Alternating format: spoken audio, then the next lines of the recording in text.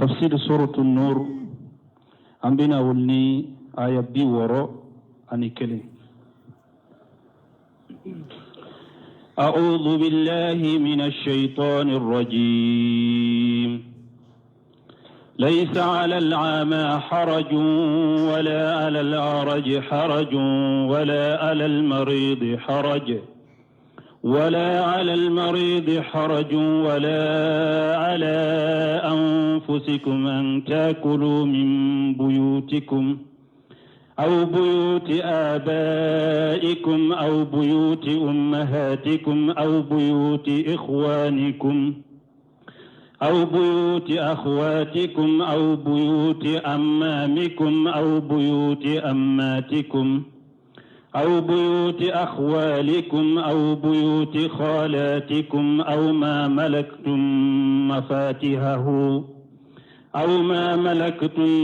مفاتحه أو صديقكم.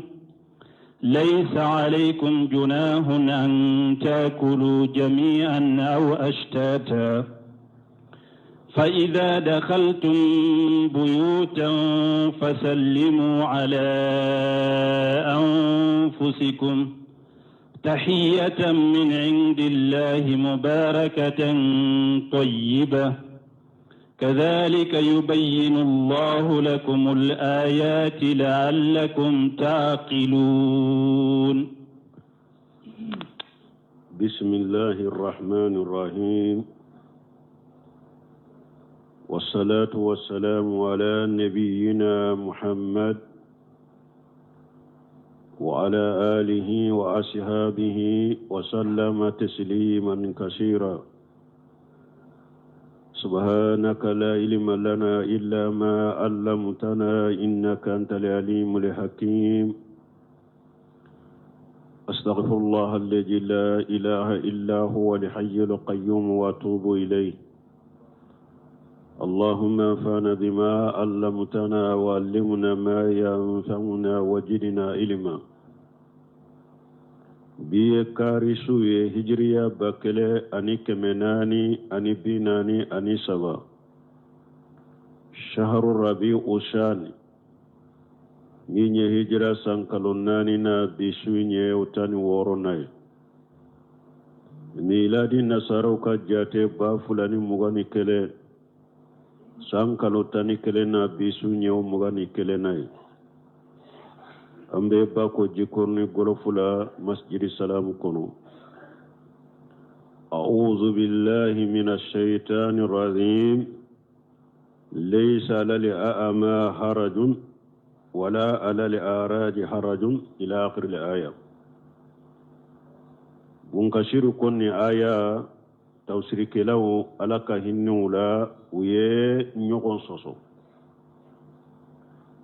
Yala ni aya jigina ka degu bo mogow ka jahadu de lawa ni ujura be mogo munuma ka degu mbu ka harnu mata jahadula doko aya la nyini yode ujura munum bena fo nu be mogo minna harni e mata jahadu yoro la junubu tila doko ayi junubu koro tara ka bonni ujura to ka dumunu yoro de la ko atumbu bolo kakoro udola keleni finyeto ka dumuni ke nyogon fe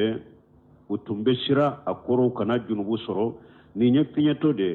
ne nya be dumuni yoro nyuma una nanye dumuni ke nyogon fe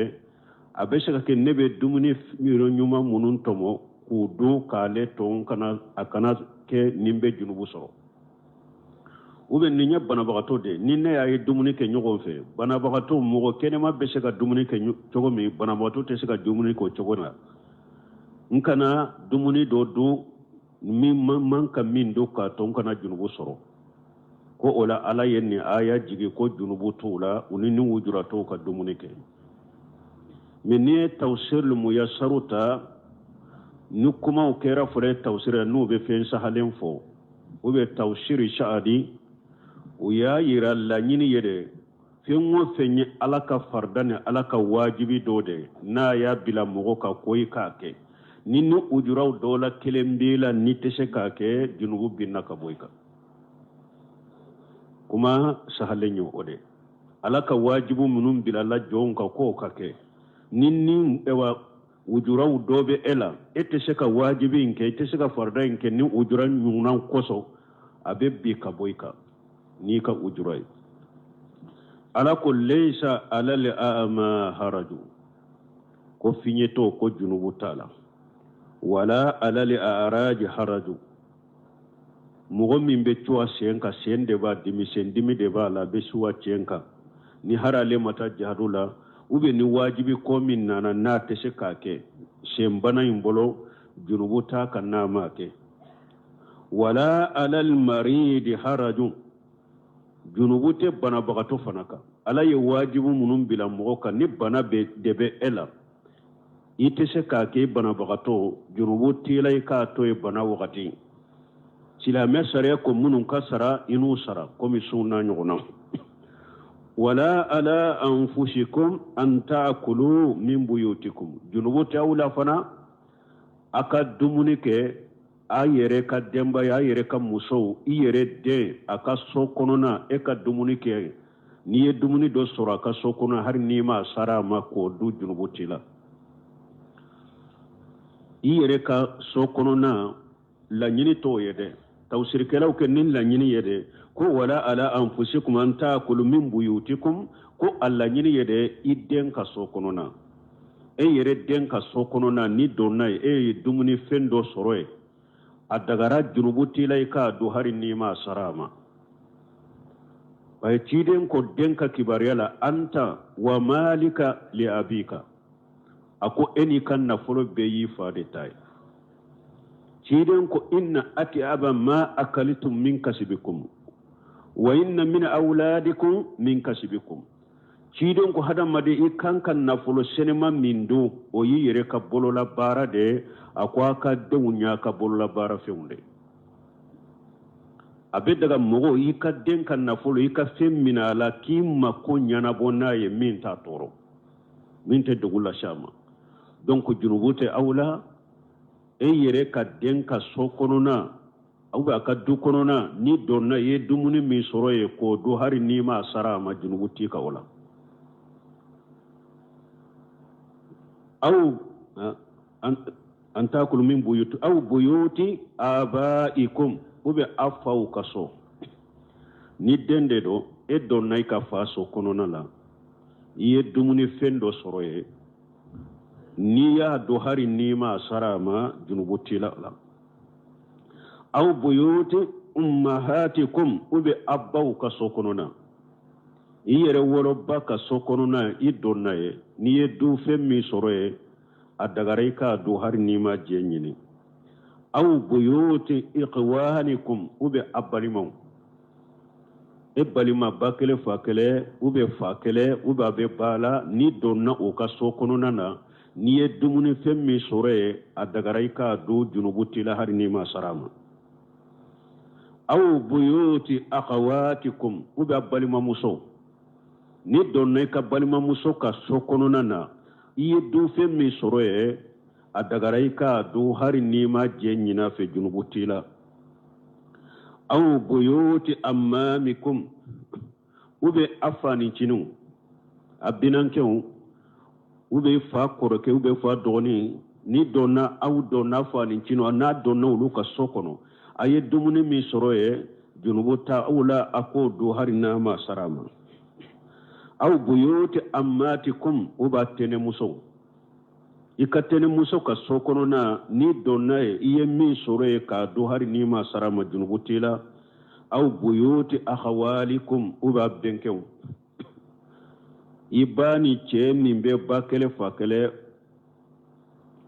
ube fala ube bala o yibenke ni donno ka sokono na la junubu tawla ka dumuni ke hari nama sari aw nama asrama aw buyuti qalatikum ube atantum abani chini ibani musommi be bakele fakele ube fala ube bala ni donna o ka sokono na la yedumuni mi soroye junubu tilay ka do hari nima sarama aw ma malakitum mafatihahu ube yoro min kalifara ila ka kileta ka dima akera sa mugo do yeita kike barake denye aka forola ube aka nago forola ube ayike barake denye aka du kono ka du kileta ka dima kike wakilu ye nka bara min fule ninye ndara ela eka nyana bonye tanke o yoro fana kibariya bi bolo ni mako be dumuni min na o yoro la ko du hari ni ma sara atigi ma junubutila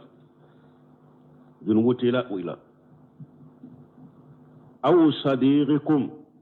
ube aterikew itereke ka sokono na ni donnaye junubutila ka dumuni ke hari ni ma sarama me Cheikh Dramani Sadiko ako munna ala ye junubu bo mogola yika dumuni ke ni yoro sugula parce que sani kurana ka jigi atumbe laada da ubolo ni mogo sugu ni donnu ka sokono na ka fengo fendu atu toro danke balima yani sinji yani teriya mimbe mogo ka laada la ka koro ni yoro sugu ni so munu fule nu jaterate mogo ka laada la ka koro utumbe nogo yake nyogo nyede ni donna nunu kelen kele sokono na kaminta kadu atunti jalaga tunta toro odiya to ala fana yen nogo yakala ka ke sariya me akoni yere yado ni sotugo kelen kele fule ka jateye ko junubo tela ika dumuni ke nin kera de ukalla da utumbe nunu na nyogo na nogo ya nyogo mbolode me ni e yere yado ne ka demimbe anko den koni ne ata ani den koni na kan nafulo yitai men ni e yere yado ne ka balima mimbe uben ka tenemuso mimbe uben ka binanke mimbe uben benke mimbe uben tereke mimbe ni nye dumuni soro aka sokono ni nyaado amandaye aka bagilu yakoso aka jugu yakoso ni nye mi soro aka sokono nyaado amandaye aba toro kana dumuni kede kana ofen masina duye asariyarare ala ye nogoya kala de ka junubu bonna de ukalla dala iyere baro te min toro eyere da uyado ninye min soro ninka sokono fengo fe ninne ya soro ninka sokono ni du fendo ninya do hari nimma sara mata toro te fenfo akada yere de wo junubu tila ni min soro e ka do hari nimma sarama me ni yere ya do min na ko bagilu de do ka fenta nin kofe ka do aka sokono amandaye ata la daga ye kana dumuni ka sokono ata atoyede parce que tiden ka hadisa dobe la yahillu mali imri muslim illa bi ti'ibati min nafsi akwa te daga ka silama kan na folota ka do fo ayere nin ka jenay ni ala ye nunun ke sariya ukalla da de tundo ka koro nun kelen fule ni ye min sura ka sokono ka do tunta toro o tundo na ubolo o de yato ala ye junubu mo wala har nye dumuni ke men ni yere ye min ka bagilu yado karasa tawa ni nya do akofe kele de do ube amandaye atoye atato abolo de kana dumuni ke laysa alaykum junahun an ta'kulu jami'a junubuta awla nabe dumuni ke aka dumuni mina ke kelenye abde ka fara nyogon ka aka dumuni ke nyogon fe minan kelenka junubu tawla ka ninke aw astata kube junubu tawla fana aka dumuni wakati aka fara ninna ka dumuni mina ka sigi yanfa ka akelenka aka dumuni ke nin fana na aka dumuni mina ka sigi yanfa akelenka aka dumuni ke junubu tawla nin fana la ka soro aka fara ɲɔgɔn ka dumuni kɛ o de kausa barika b'o de la o de siren ka sunna ye o de kaɲi barika bɛ o de la aka fara ɲɔgɔn ka dumuni kɛ o de kaɲi barika bɛ o de la mais silamɛya sariya ta bali fana ni mɔgɔ minnu ko anw tɛ se ka jɛ ka dumuni kɛ bɛɛ ka dumuni ka dama dama ale yɛrɛ ka dumuni ka dama baasi t'aw o fana la ala ko baasi t'aw o fana la hari n'a y'a sɔrɔ ka fara ɲɔgɔn ka dumuni kɛ o de kaɲi barika b'o de la fa iza dagalitum buyuta fasallimu ala anfusikum n'a donna ka so kɔnɔ a ye ɲɔgɔn fɔ misali la ne e nana i ka du kɔnɔ hari i ka muso kelen de bɛ n'i bɛ don a kan a fɔ ube ni be do i ka so kɔnɔna na i ka muso bɛɛ i donto salamu bilaka i k'a fɔ assalamu alaikum wa rahmatullahi wa barakatuh ube assalamu alaikum ube assalamu alaikum wa rahmatullahi parce que salamu ye o saba de assalamu alaikum kele assalamu alaikum wa rahmatullahi fula assalamu alaikum wa rahmatullahi wa barakatuh o ya danye cire sallallahu alaihi wasallam don dola sigile don nana ko assalamu alaikum ciren ko alaikum salam wa rahmatullahi baraji tambiye fulanan nana ko assalamu alaikum wa rahmatullahi ciren ko alaikum wa salam wa rahmatullahi wa barakatuh laka isruna baraji mugambiye sabanan nana ko assalamu alaikum wa rahmatullahi wa barakatuh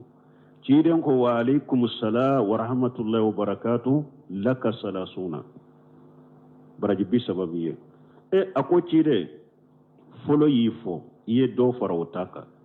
fulanna yifo iye do fara wotaka ne yifo ima do fara netaka ako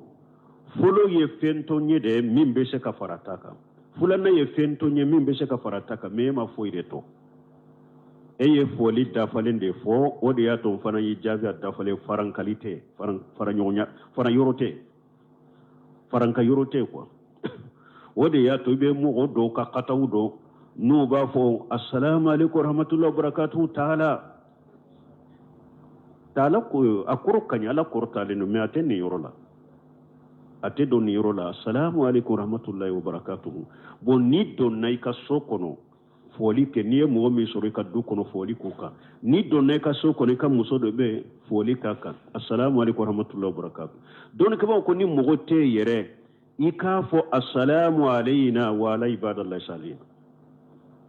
ni donni ka sokono har ni mogote yere afo assalamu alayna wa ala ibadallahi salihin ka foli ki yere ka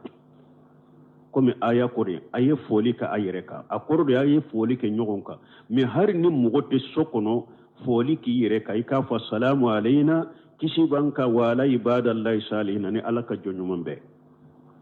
ni adabuye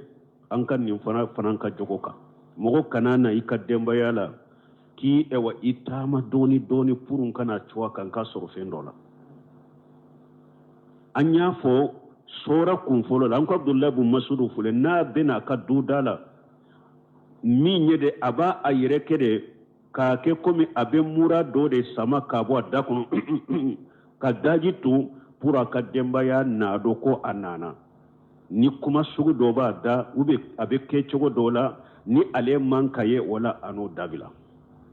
i bɛ kan bɔ ka foli bila kan i bɛ kan bɔ n'i bɛ don i ka denbaya ka fana foli bila kan mɔgɔ bɛ du kɔnɔ foli bila kan n'i bɛ don i ka so kɔnɔ fɔ ni mɔgɔ bɛ foli bila kan ni mɔgɔ yɛrɛ tɛ a fɔ assalamu alayna wala ibadallahi salihin ala yɛrɛ ni foli in tanu a ko tahiyatan min indillahi a ko nin fɔ cogo ye foli de foli min yamariya bɔra ala fɛ nin ye foli cogo de min yamariya bɔra ala fɛ mubarakatan hɛra caman de bɛ nin foli la tayyibata nin foli ka ɲi dɛ hɛra caman b'a la foli in ka ɲi hari n'a danna ni ko assalamu i fule k'ala tɔgɔ de fɔ kɛlɛ fulanna i ko assalamu alayka ou bien assalamu alaykum i fule ka duwawu de kɛ i ka denbaya ye ou bien i fule ka duwawu de kɛ i ka somɔgɔw ko ala k'u kisi ala k'u kisi diɲɛ k'u kisi diɲɛ fitina ni diɲɛ balaw bɛɛ bɛ don a kɔnɔ ala k'u kisi lahara k'u kisi jahannaba tasuma ma k'u don arijanna kɔnɔ a bɛ don o kɔnɔ duwawu de don o de y'a to baraji b'a nɔfɛ i m'a ye dɔɔnikibaw ka kuma sahalenw na an ka laada fɔli minnu filɛ nin ye ani sɔgɔma ani wula bonjour bonsoir n'i y'u kɛ i y'a tigi fɔ mɛ baraji si tɛ sɛbɛn ye o fana fɔlen bɛ dɔw tɔɔrɔ ko mun na baraji tɛ sɛbɛn anw ka fɔli ala de y'a d'i ma wa ala ye min d'i ma cogo di e b'o fasamantiya ou bien o don ni ala ta kɛ kɛlɛ ye ala ye min kɛrɛkɛrɛya k'a di e ma ka baraji bila a nɔfɛ e ko diyagoya e yɛrɛ ye min mɔ dɔ fɛ ko o ka kɛ kɛlɛ ye o tɛ se ka kɛ kɛlɛ ye o ala ka fɛn dilen ni fɛ ala ka fɛn diralen ani e yɛrɛ ka fɛn diralen o bɛ se ka kɛlɛ ye wa donc an ka laada fɔli ninnu n'an y'o fɔ an y'o fɔ dɛ i ye mɔgɔ fɔ dɛ ni baraji mi anye baraji minnu fɔ ko be sɛbɛ salamu nɔfɛ o t'an ka foli senfulu la nko o de y'a to ciden ko i kana kafiri damina n'an ka foli ɲɛ assalamu parce que n'a a man kan hɛra kuma de do barika kuma de do kuma barikalen de do duwawu de do kafiri na man kan o de y'a to ko i kana kafiri damina ni salamu foli o de y'a to har ibn Usaymin rahimahullah delila ka ɲininka bon ciden ko an kana kafiri damina ni salamu foli ni anw bɛ baara kɛ yɔrɔ min an ka siso tɛ ɲɛma ye kafiri de e y'a sɔrɔ baara yɔrɔ la anw fana ka foli ni nana e bɛ salamu de fɔ ciden ko i kana kafiri damina ni salamu foli ye bon ni m'a fɔ fana ye kɛ wɛrɛ de ne bolo parce que ale de baara ɲɛmaya b'ale de bolo a ka foli baliya ne bolo a bɛ se ka kolokolo dɔ lase ma bon a ko ni nana a ma i y'a dɔn olu yarabu a ko i b'a fɔ sabahul khair masa al khair i bɛ se k'an ka laada foliw fɔ a ye masala yan taw ye bonjour bonsoir ou bien ni sɔgɔma i bɛ se ka olu fɔ a ye mais i kana salamu fɔ a ko hari n'i tɛ ɲɛ salamu ko fɔlen kɔfɛ i k'a fɔ salam i kana alaikum fara kan salam ale ɲana i y'ale fɔ e ɲana n ye ala tɔgɔ de fɔ e ɲana ne ka salamu kan bɛ n yɛrɛ de ma e ɲana e ka salamu i kan bɛ silamɛw de ma i kan t'ale ma pour e ka kisi a tɔɔrɔ ma i b'a fɔ nin cogo la donc n balima silamɛya sariya ye ko minnu nati cogo min an kan jija janka tɔ la u kana o cogo de la hɛra de b'o la barika de b'o la ala m'u kɛ sariya gansa k'u kɛ sariya simpuru ye ten ala b'an ka foliw dɔn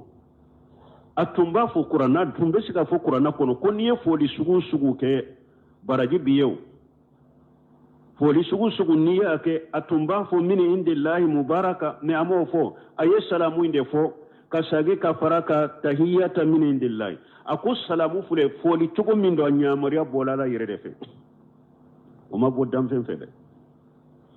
ka salamu fɔ ɲɔgɔn ye ka ɲɔgɔn fɔ ni salamu fɔli o ɲamariya bɔra ala yɛrɛ de fɛ kɛlɛ filanan mubarakata hɛra de ka ca barika b'a la hɛra ka ca sabanan tayyibata a ka ɲi dɛ foli cogo min don a ka ɲi dɛ donc an kana salamu fale ka kɛ foli si ye an ka jamanaw fana filɛ sisa de o y'a dɔn k'a fɔ kafiri tɛ se ka kɛ silama kanubaga ye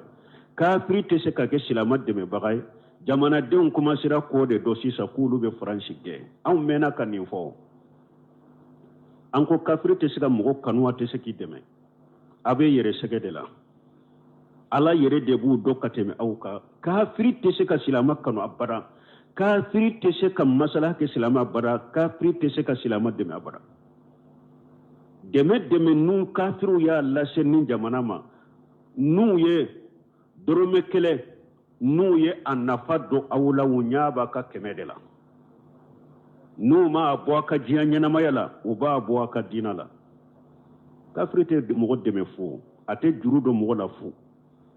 an ye nin fɔ ya ka nin fɔ ya a ma se ka don mɔgɔw hakili la mais sisan a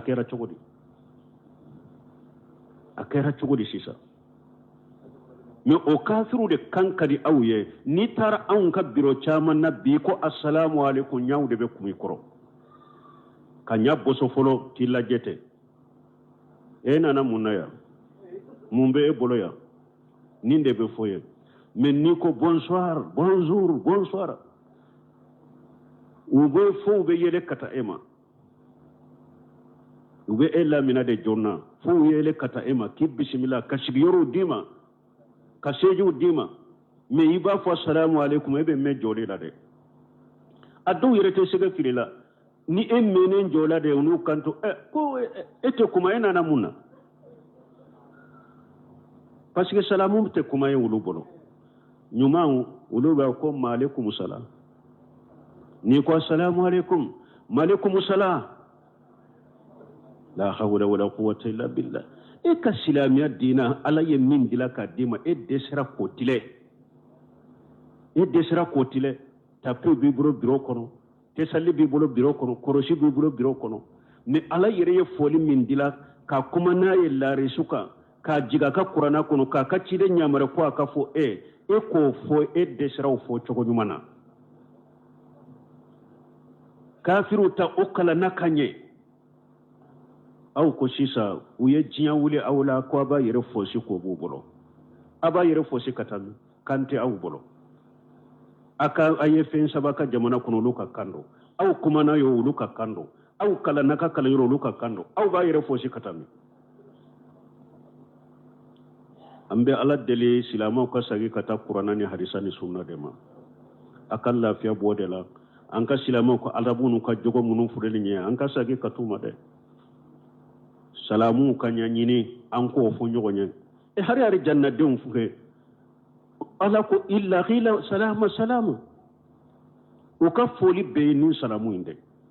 hari hari jannatin o ka foli be ni salamu de awan kan ni salamu de jense an ni nyogonche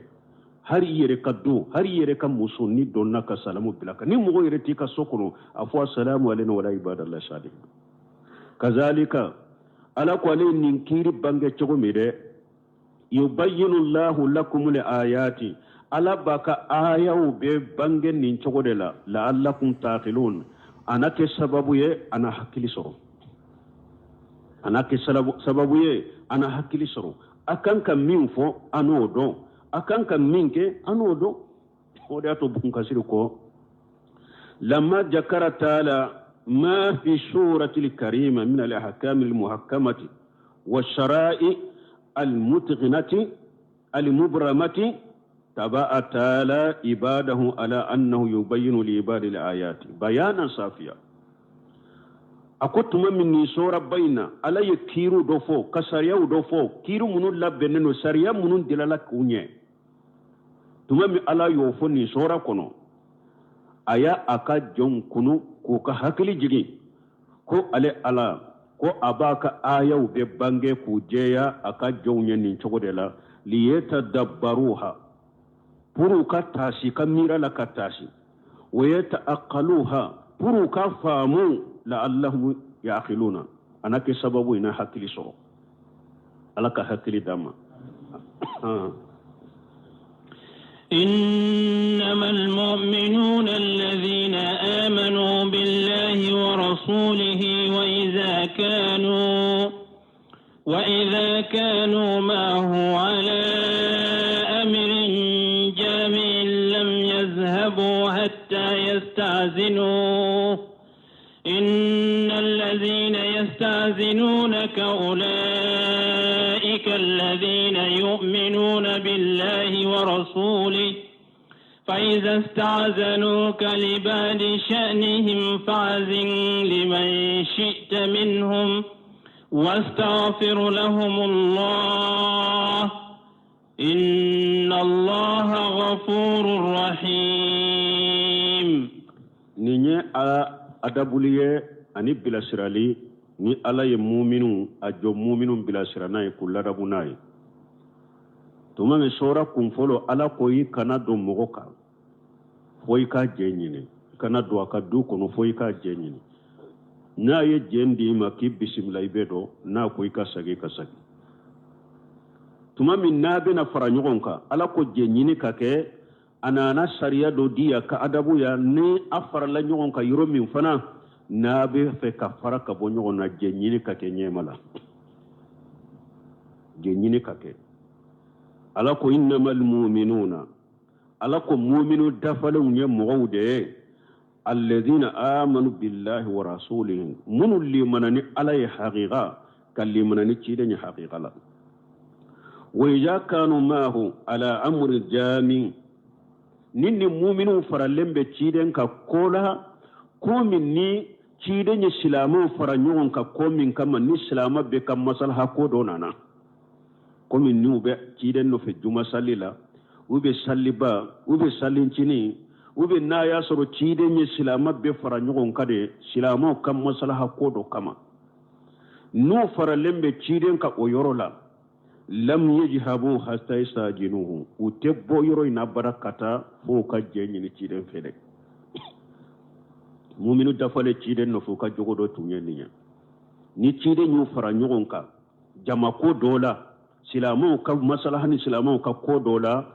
utetta abada fo ka jenyi ni ciden fele ambe se katawa ne be se katawa ne ba fe kata yalan katawa ube je ñini ciden fede ala ko inna alladhina yastajinunaka ulaika alladhina yu'minuna billahi wa rasulihi awa ala ko ciden ma mogo munum bu je ñini te jama dalaje yoro la nu te ta abada fo ka ñini fen katawa nunu tigla mode limanani alaye ani cide nunu de limanani alaye nunu de limanani cide nya fa iza astadhanuka libadi salihum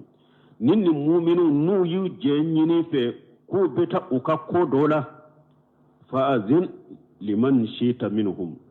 jendi mogoma ola mogomin nayi kanu ka jendama ni mun mu'minu sugu ya ñini fe a cide ko do be ne bolode ambe jama ko la ya me ko do be ne kasokono ube ko do be ne bolo mba fe kata wala de ni mi ñeni ñini fe jendi mogoma ninje ñini nawuna jendi mogoma wula min ñijia na kariye ka jendi mi mai ba fo ma a ebe shakata basi talata mais ni yere ya do karasa manka jenda ma parce que ma ko be alela jamala ube kodo bena atese kanye ma ko be alela ube kodo bena mbale nyini ka fo alele ka jabe donc ni ta fe ka jendi oma kana jendi oma ka to jamala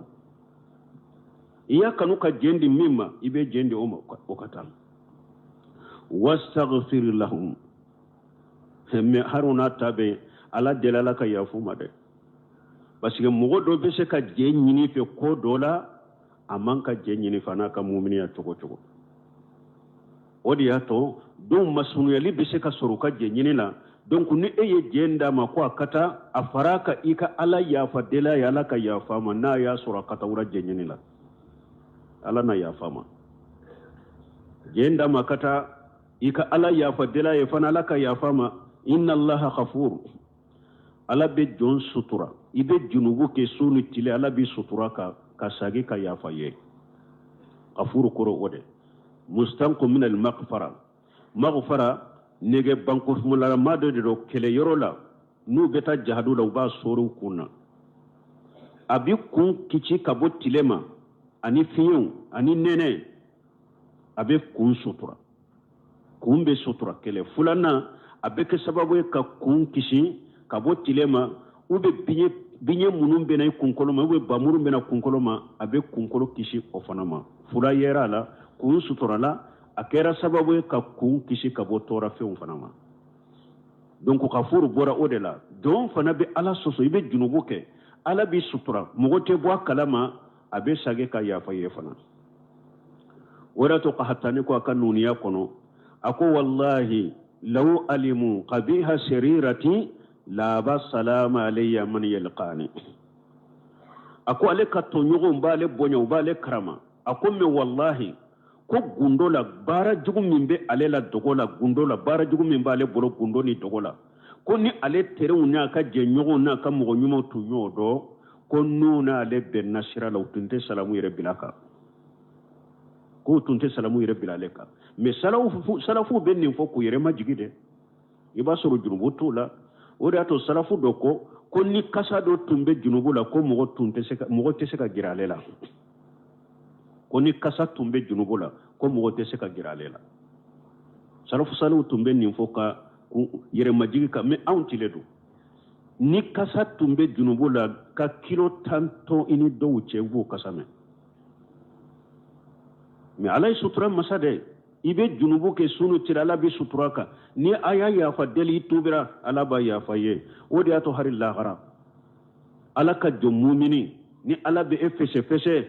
abe sutura de doini jamato che mo nyatila ini ala kelenjole iye junubu fo ye junubu ke aba fo nka jo ninye ala soso na la kutay ma fo wa iba fo nka jo ninye ala soso na la kutay ma ke ba iba fo e yere jate la sanne ko ni halakira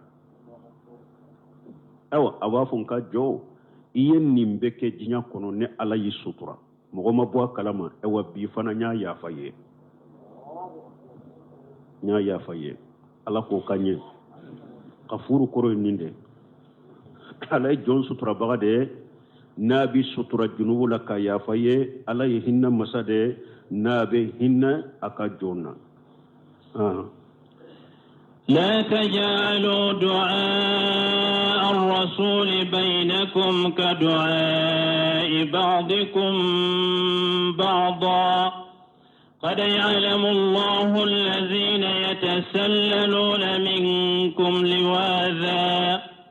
فليحذر الذين يخالفون عن أمره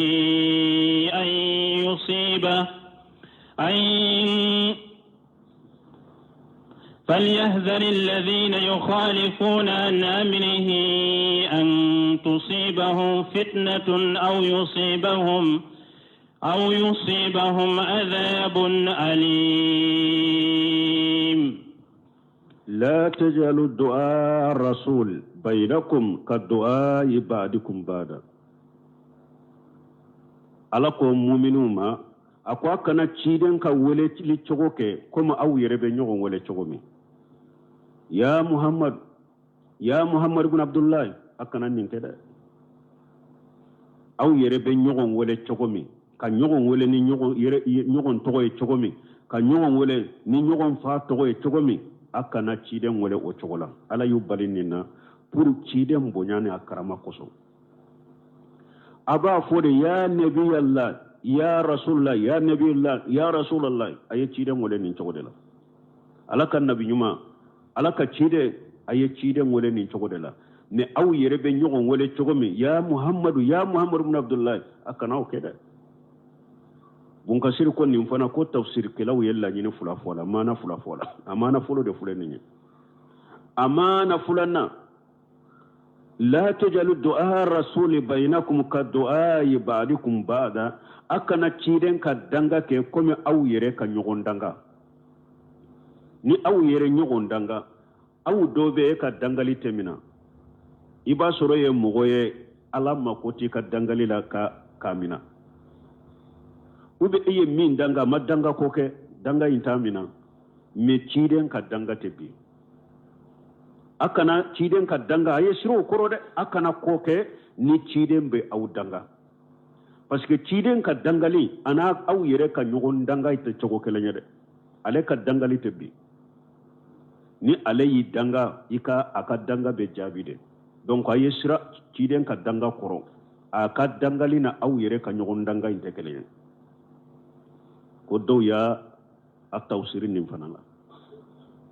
anko bunu semira mo la ko usulu tafsirina akonni ewa mana fula saba fora aya kelen no fe nute nyogo nguli ko alaka aya alaka kuma yuru walendo abu beta abe mana munum beta nute nyogo nguli nabe chiden wala akana wala kuma abu be nyogo wala chogomi ya muhammad ibn abdullah kanoke aka ko ya nabi allah ya rasulullah awa akana aya yero kolo sakana koke fana ko min be ke sababu ciden baw danga de parce que ciden ka dangali na un yere ka nyogon danga inte kelenya aya yero kolo ciden ka danga ma aya mbese ka u bebe se ka do akono qad ya'lamu allahu alladhina yatasallaluna minkum liwaja alayu mugo do awlade mugo munu ni jama dalare yoron ni ciden ye jama fra nyogon ka jama dalare yoro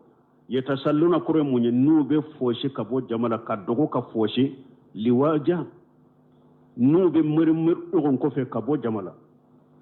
liwaja kuro ninde ka miru nyogon kofe puru chiden kaniye ina miru do kofe kabo ki dogo kabo mugo munum ben ninke jama dalaje yorola ni be miru mugo kofe ki dogo kabo jamala ni te sara chidema chiden ta kalama awa ala koni yutugu do ni chiden te ko dogolendo na tu tugudo ala bu tugudo de munum be degu ka meru mugo ko fe ku dogo ka bo jamala ni masara chiden ma ala bu tugudo فليهجر الذين يخالفون عن امره او mugo ku yere korosi الهجر o korode ikasira misira nimmi ni ikanka sira minna ni dankaniya be fo ikasira nye ko kawfu koro yede ikasira fenye medankaniya te ko tora min bala bi soro ba fo de ma kawfu men nu ko fali ya hajara yede ka sira fenye dankaniya be minna fona ni masira nye tora bi swala dankaniya bala ni ma sira nin ye tora bi sɔrɔ da dankaniya bi an bolo la ko a tora bi sɔrɔ mais khawfu ye i bɛ se ka sira fɛn dɔ ɲɛ mais a tora tɛ se ma e bɛ se ka sira ye mais tora haqiqa dankaniya t'i bolo ko i ka torali bala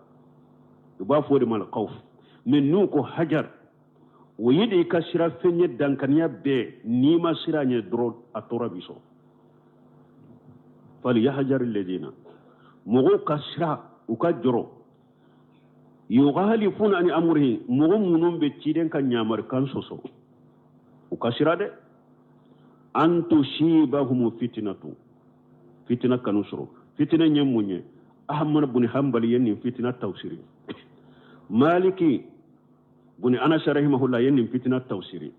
bun kasir ye nin fitina tawsira ɲɛ kuranna kɔnɔ ya ako ay ani amri rasuli sallallahu alaihi wasallam huwa shabiluhu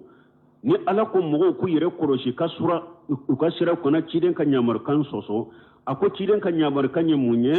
ko huwa shabiluhu ko ciden ka sira wa minhajuhu ani ciden ka tasira wa tariqatuhu ana ka sira nimbe arabu kan firelendo wa sunnatuhu ani ciden ka sunna wa shari'atuhu ani ciden ka shari'a fatujanu li aqwalu hada made ika kuma upeshe wali amalu ika baru upeshe bi aqwalihi wa amalihi yayi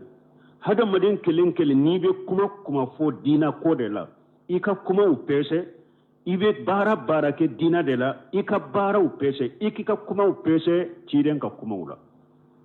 ikika bara upeshe ciden ka bara udela fama wafaqa dhalika khubila ni ka kuma min ni ciden ka kuma min benna ni ka bara min ni ciden ka bara min benna bara cogo benna o be mina ila wa ma khalafahu fa huwa mardud ala qailihi wa fa'ilihi kaina man kana min ni mugo ka kuma fota do ye ciden ka kuma fota do soso e ka kewale ye ciden ka kewale de soso ko o kuma ni o kewale be saga tigima de abe saga fo baga ma de abe saga ke baga de ma kaina man kana ni kera mo sugo ke kar mo ye de ke duguturu de ke magisteri ye de ke qari ye de ke shegu ye ke waliju ye ke maba ye de ke kabila kuntigi ye de ke jamana kuntigi ye ke misiri president ye de ni ede koni ye kuma do fo ani ciden ka kuma pesera manyugonda ede koni ye kewale do ke ani ciden ka kewale pesera manyugonta ika kuma imbe sagi made eka kewale imbe sagi made ikera musugu kama sabata fi sahihaini kumi ay sabatira bukhari muslim la chokomi wa khairihima anin nunu fulatana hadisa kitabula an rasulullah sallallahu alaihi wasallam annahu qala ka cida ko man amila amala laysa alayhi amruna fa huwa raddu cidin ku ni mugo ye bara ke nin dina konona de ko be lagar nyini ka bato de ke nay bara min ne ciden ka nyamari kanta kai ka bara be sagi mallagar saratiye ay fal yahjar wal yaghsha man qala fa shari'at rasulullah sallallahu alaihi wasallam batina wa jahira awa mugo kashira mugo ki yere koroshi mugo min be ciden ka sariya soso gundoni bangela yere koroshi de antu shibahum fitnatu fitina kanu soro ay fi qulubihim fitina kanu soro ka dusukun kono waye munye min kufuri aw nifaqi aw bid'ati la hawla wala quwwata illa billah awa shaw fawjanu ka kuma do benni aya ya tawsirin ni chogodela bune we semin ni aka tawsirin ni aya la ya fo ni chogodela ako mugo munum bi afo antu shiba fitna ka ke jinya fitna simple ite ako te sawaba ide ako nim fitna ko da be mushrikiya bil duskun kono be kafiriya bil duskun ni mi janto rela abe se ke bidia moy ako ahmad ibn hanbali ya tawsiro da la ko de ka kene wattagu fitnata wa qatilu al mushrikina hatta la takun fitnata wa yakunu ad-din kullu lillah ko fitnata min bo ayala o koro ye shirku de hatta la takuna fitna ako akoro de fo fulan ka foya kana to dugu koloka fulan ka foya minni fanga bala ako fitina o ayala ko fulan ka foya de do ako ni aya fana min fulen ni nye ni ala ko fitina kanu soro fulan ka foya de do ako parce que ni ciden ka nyamaru kan soso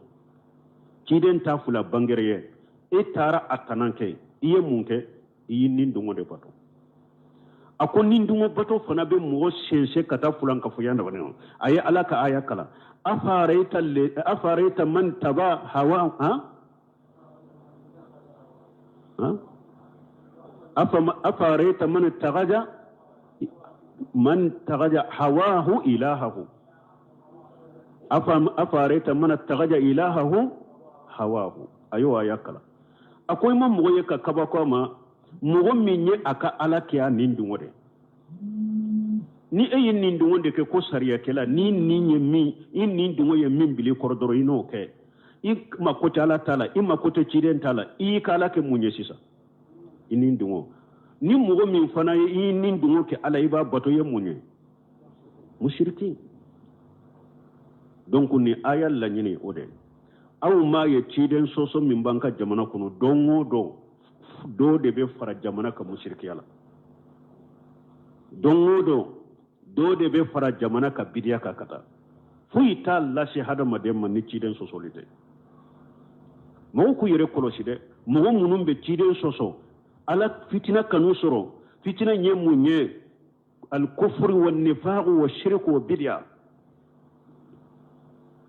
ciden sosoli beke sababu ye ala be kafiriya bila mo dusukuna na sababu ye ciden sosoli beke sababu ye ala be mushrika bila mo dusukun kono ni ciden sosoli sababu ye ciden ka sosoli beke sababu ye ala be munafiqiya bila mo dusukun kono na ye ciden ka sosoli beke sababu ye ala be bidiya bili dusukun kono ni bidiya kanu fitina ye ninde an kan yire kolosi malik ibn anas fana ayemu fo zakara ساتبي يافو في الاتسام أكا كتابكم الاتسام قال حكى ابن عربي أني جبير بن بكير قال سميت مالك ابن أنس أكو ابن عربي يا مافلا كبو جبير بن بكير بلو كو علي من مالك ما كيدو رنانا مالك ما أكو مالك ما يا أبا عبد الله كو عبد الله فا نبا في kata hijiro la nkan namuta yoro juma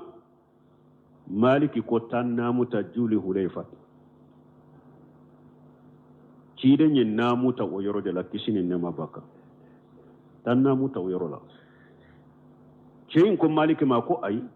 ne ba fe kan namuta mishirin kono ya de ciden ka kaburu nyere kerefe mba fe kan namuta yande kan namu finu takata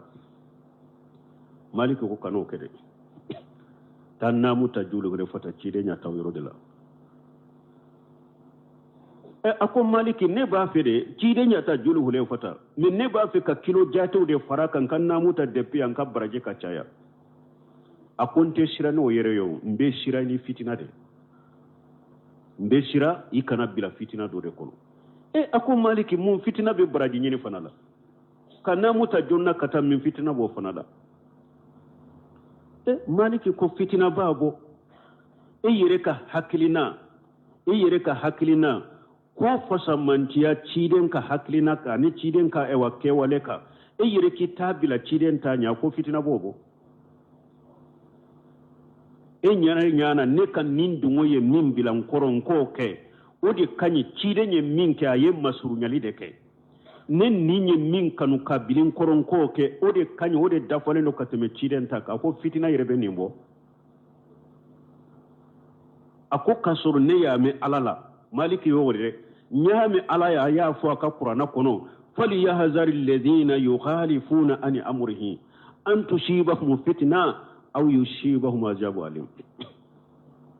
ako fitina babu mo kin nindungo bila ala tan ciden tanye nyana idebe hera do kateme ciden ka ko fitina bobo ibisukun kono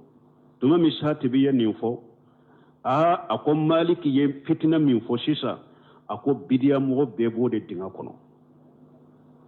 ako bidiya mo ako bobe o de dinga ko maliki fule ka ayan tafsir min yede hiya sanu ahli al bid'ah ako ninde bidia mogo yere ka kowye wa qaidatuhum anu ka qaida min nu yu ka kogo jwa kade uyu u ka hakilina ni ka nindimo uyo de bila fenye ala ye min fo ala ka kitabu kono uyu ka hakilina ni ka nindimo de bila fenye chide nye min fo aka sunna kono mana ulu nyana ulu ka hakili ye min bilu koro o ko kede o kawsa min be ala ka kitabu kono ulu nyana ulu ka hakilina ye min bila koro o ko kede ko o de kanyi kateme chire nye min fo aka sunna la bo ko ninde to ko kafriya mo ka duskun kono ninde to ko mushriki ay ka duskun kono ninde to ko munafiqi ay ka duskun kono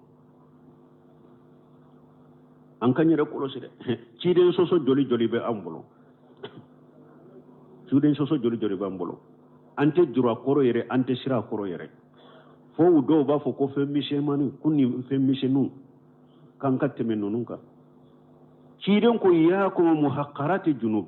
ni fule jamana den bolo de ni e ka jo junubula nonu nya junub mishenu de sa don ka ye nyogon soso nonu nya fe mishenu de chiden ko ya ko muhaqqarati junub akon bawma akana jo junubula de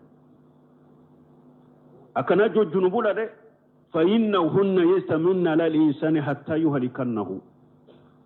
ako junubu mishe fule de junubu mishe u bese ka fara nyogon ka hada maden ka fokati halaki kide nya misali yako jama kulu tara tama yorola tumami kungo yumina ujigina yoro dola ewo ko amba fe ka dumuni do dila jama de do awo ko be kado nyaman kono mogo kelen kata logo kelen takana nintara ni logo kelen nana nintara ni logo kelen nana nu ye logo nunu fara nyogon ka katasuma kula uba fe ka dumuni min tobe aba tobe kamo uba ta tobe kamo awa ko junubu miso fana be fara nyogon ka e fana kanin to de la kimo jahannaba kono ki jani jahannaba kono e aw yere abe ataku e qur'ana kolo kono mali hajal kitab لا يغادر صغيرة ولا كبيرة إلا حصاها ووجدوا ما عملوا هادرا ولا يجلم ربك أحدا ngoyo malaka amado ni ka bara gafe dirima yerebe kulo de folo kon ni nye gafe juma ni nye leti suku juma ni ka junubu kumbaba ni ne ka junubu fitini alema foi toye aya be sebeda aya be jate ne kade alako wajadu ma amilu hadira yere ye bara minke bo de soroye uye bara munun ke yusuru nyede ay walate mo si tonyo akana jo junubu la de wada madun kasira ala nyede fi mo fe nyecide sosoli de sheko damariya yere korose mai ke yoko toye sino fitina be soro ahmad ibn hanbali yenni fitina kede ko ala be munafiqiya bili biskun kono ala be fulanka fu ya bili biskun kono ni ma ciden sosoli bila ada madun be balaw law be toro la nyode fo masaka yele mata nyewo ni min sigiran ko ge kata ni min sigiran go gere ay Allah ba jamanante to masaka bali aba ka jogo de nye fo ka sagi kata ala ta de mani cidenta kan na geliyam min baw bolo ciden soso min be jamana en kono de fo de ka dabila sinu lafiatina fo ka ciden soso inde bila shekul sina bunte yawude fo aku kullu sharri fil alami وبلاء وفتنة وقهة وتسلط العدو ونحوها سببه مخالفة رسول الله صلى الله عليه وسلم والدعوة إلى غير الله سوى سربون تمي يودفو أكو كوجو بجيان كونو بلاو بجيان كونو فتنة بجيان كونو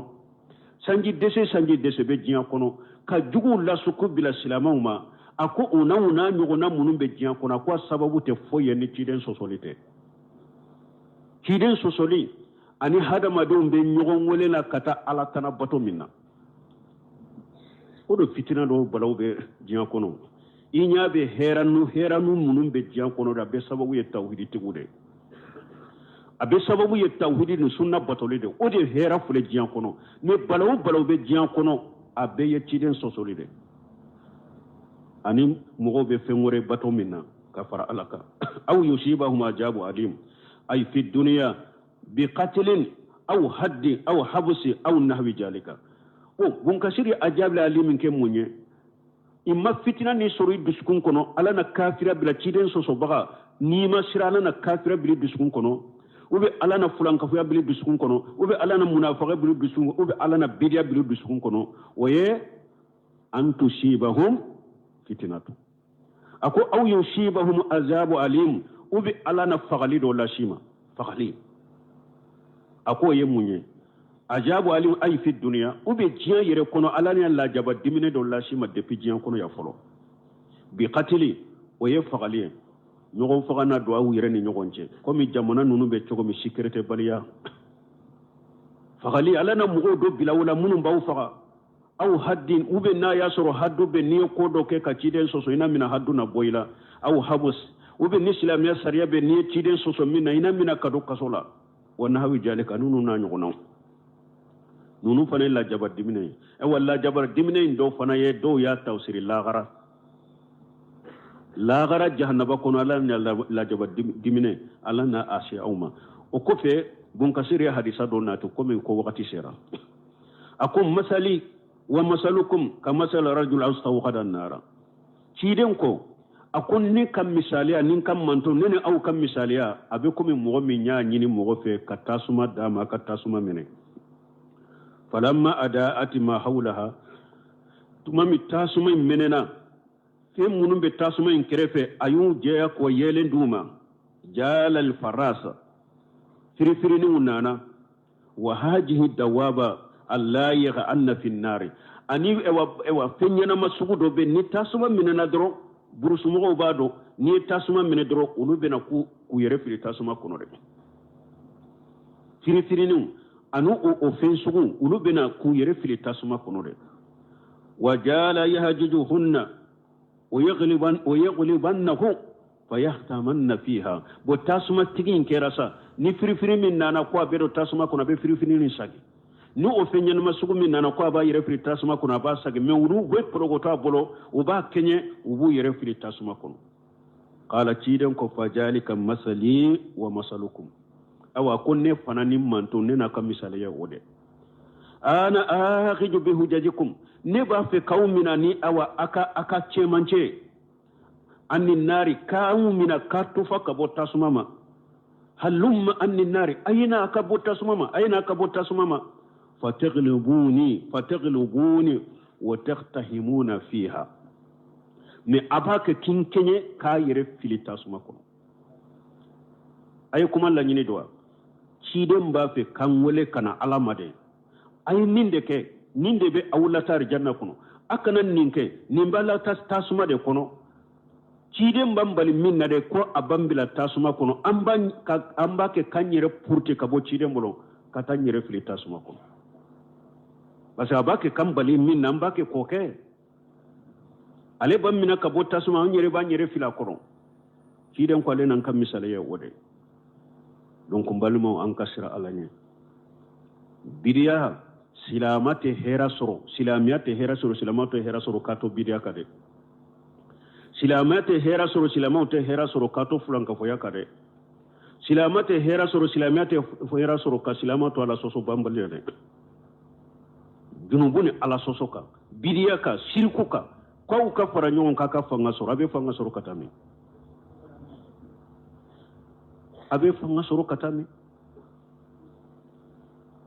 fo silama kasira ala nyede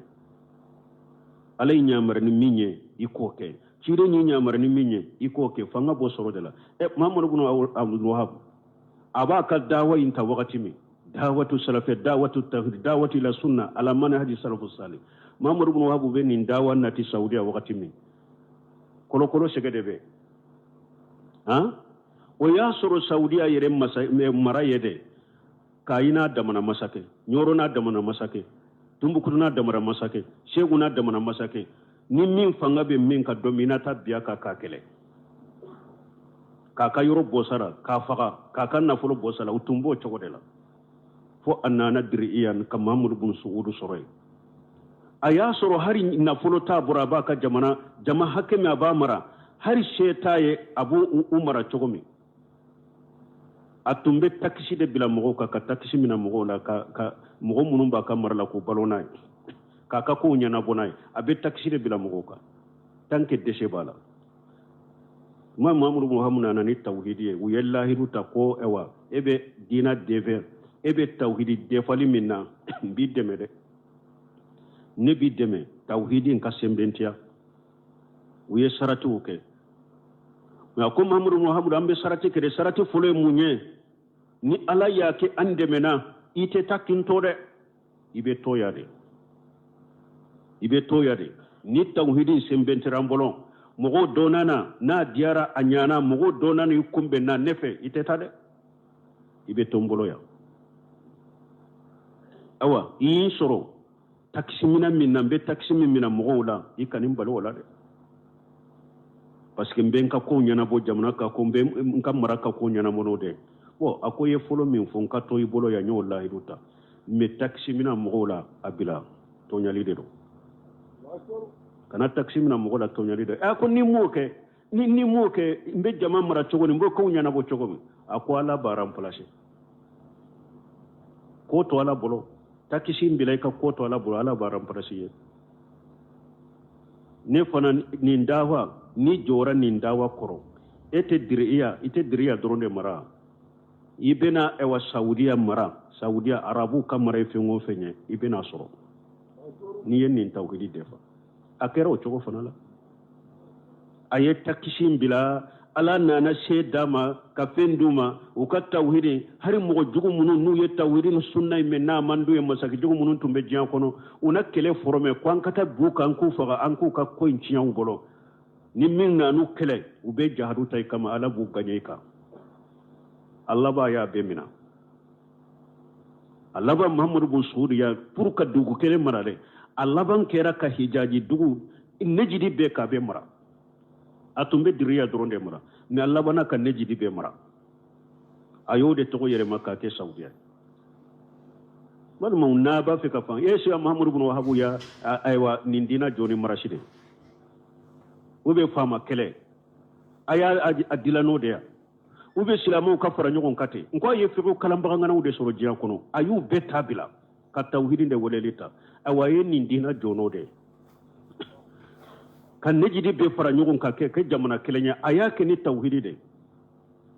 aya ke ni tawhidi ni sunna wore ala manhaji salafu salih dawatu salafiyya